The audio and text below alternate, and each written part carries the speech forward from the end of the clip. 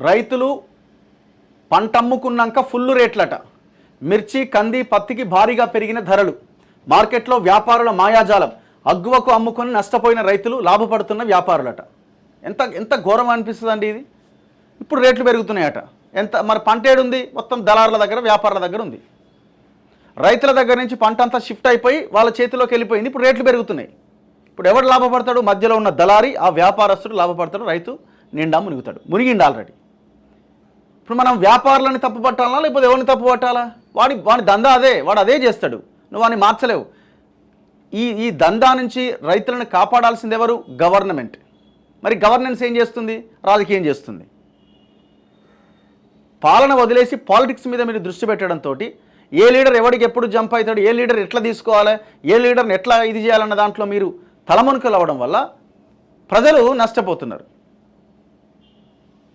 చూడండి ఎంత ఘోరం. రైతుల చేతిలో పంట ఉన్నప్పుడు ధరలు ఉండవు, కానీ పంట లేని టైంలో మాత్రం ధరలు ఫుల్ పెరుగుతున్నాయి. దీంతో రైతుల వద్ద తక్కువ ధరకు పంటలు కొన్న వ్యాపారులు లాభాలు ఆర్జిస్తున్నారు. ఇది వ్యాపారుల మార్కెట్ మాయాజాలానికి అద్దం పడుతున్నది. పంట వేయకముందు ధరలు బాగానే ఉంటాయి. ఇది చూసి పంటలు సాగు చేసిన అన్నదాతకు నిరాశ ఎదురవుతుంది. రైతులు పంటలన్నీ అమ్ముకున్నాక ఇప్పుడు మిర్చి, పత్తి, కంది ధరలు అమాంతం పెరిగిపోయాయి. దాదాపు వారు అమ్ముకున్న రేటుకు డబల్ ధర పలుకుతున్నది.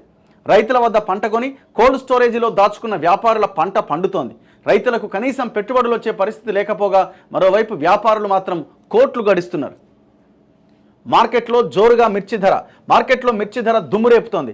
శుక్రవారం తేజ రకం రికార్డు స్థాయిలో క్వింటాల్కు 20,000 పలికిందట.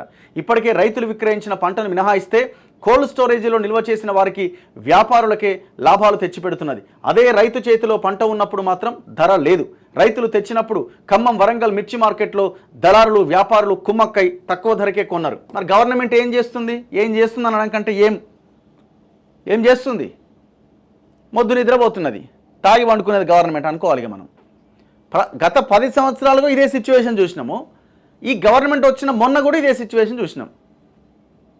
ముఖ్యమంత్రి చెప్పిండు వరంగల్ మార్కెట్కి ఫోన్ చేసి, జనగామ మార్కెట్లో, అయినా కూడా వాళ్ళు ఇనలేదని కూడా వార్తలు వచ్చినాయి కదా.